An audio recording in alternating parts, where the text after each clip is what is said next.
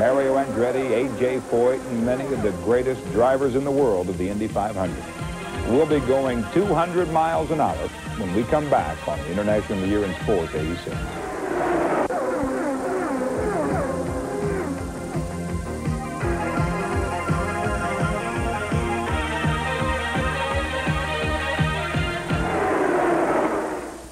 They call it the greatest spectacle in racing, and when it was over, Bobby Rahal would outrace some of the sport's marquee names and win the Indy 500 in record time.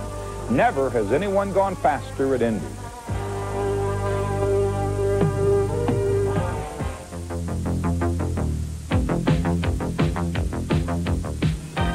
One of those racing superstars is Rick Mears, the man who set the Indy speed record in 1984, averaging 163 miles an hour. In 1986, he wins the pole position. Hoping for his 47th career win is Mario Andretti. Son Michael is a contender, too. Another one of the great names in racing is Unser. Big and Little Al make this a true family sport. Also qualifying four-time winner A.J. Foyt. And the oldest driver in 86, Dick Simon. On the first day of the time trials, Bobby Rahal in the Budweiser car qualified. But for Mario Andretti, it isn't so easy. This accident forces him to a backup car. The 1986 Indy 500 will also be remembered for this: the endless days of rain.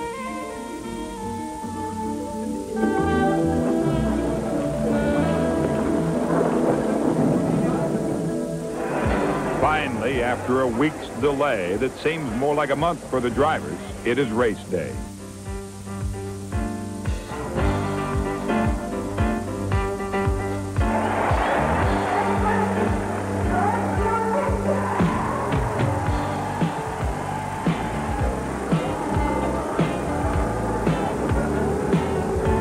The early leader is Michael Andretti.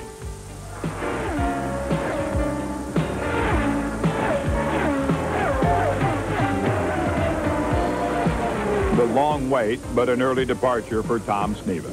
Mario Andretti's day ends early, too, and the yellow flag brings Rick Mears, the new leader, into the pits. Mears leads the race for 77 laps. For A.J. Foyt, lap 15 is his final one. The final laps are a duel between Kevin Cogan and Rahal. Under the caution flag, the drivers behind Cogan fear the race could end this way. But it's a go on lap 197 and a go for a classic finish. Bobby Rahal, driving his March Cosworth, passes Cogan with 2 laps to go, and the finish is the second closest ever. Bobby Rahal wins the 70th running of the Indy 500, averaging 170 miles an hour.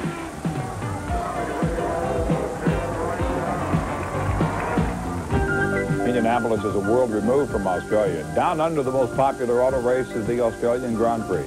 The cars are different for the most part. The people are different, but it's still racing. There is nothing quite like the start of a Grand Prix race. The color, the sound, and the people make it an event even the casual fan will enjoy.